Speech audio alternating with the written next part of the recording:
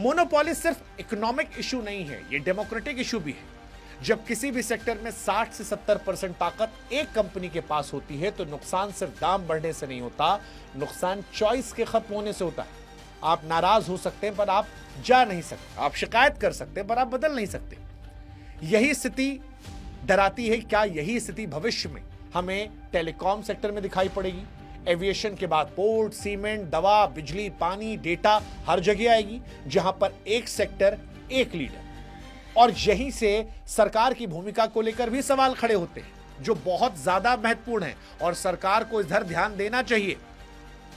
क्योंकि जो कंपनी देश की हवाई आवाजाही को 4-5 दिन तक हिला सकती है, जिसका संकट देश की सबसे मजबूत सरकार को भी एफडीटीएल जैसे सेफ्टी नियम कुछ महीनों के लिए टालने पर मजबूर करता है, क्या उसके सामने सरकार सिर्फ अनुरोध की भाषा में बात कर सकती है?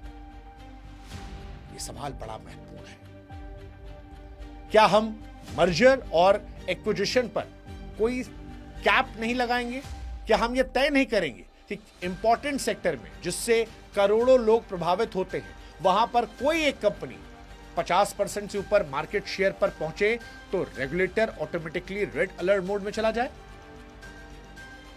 यह सोचने वाली बात है। इंडिगो संकट ने साबित कर दिया कि अगर आप किसी एक खिलाड़ी को बहुत ज्यादा बड़ा होने देते हैं तो वो सिर्फ कस्टमर सर्विस नहीं, पॉलिसी और पब्लिक लाइफ पर भी असर डालता है। आज ये फ्लाइट कैंसिलेशन के रूप में दिख रहा है, कल ये असर डेटा प्राइस, बिजली टैरिफ, दवाओं की उपलब्धता, पानी के बिल, टोल टैक्स सब जगह दिख सकता है। ऐसे में सवाल हमसे भी है कि हम किस तरह का भारत बनाना चाहते हैं? वो भारत जहां कंपनियां नागरिकों की सेवा करें, या वो भारत जहां नागरिक कंपनियों के रहमो करम पर जिंदा रहे?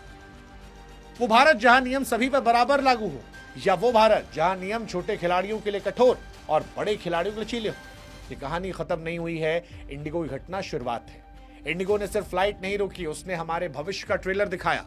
वो भविष्य जहां पर कंपनियां कह सकेंगी, मैं नहीं रुकूंगी, तुमको रुकना है रुक जाओ। और इसीलिए आखिरी सवाल जाते जाते आपसे, हम कितने और इंडिगो बनने दें? क्या हम आज ये मांग करेंगे कि कोई कंपनी देश से बड़ी नहीं हो सकती, या फिर अगली बार भी किसी एयरपोर्ट की फर्श पर बैठकर किसी नेटवर्क आउटेज के बीच किसी महंगे बिल के सामने बस यही कहेंगे कि भाई साहब ऑप्शन ही क्या, यही तो है। ये ऑप्शन और क्या है, यही सबसे बड़ा डर है, और यही इंडिगो संकट का सबसे बड़ा और खतरनाक संदेश है। और इसीलिए हम कह रहे हैं इस वीडियो को शेयर कीजिए।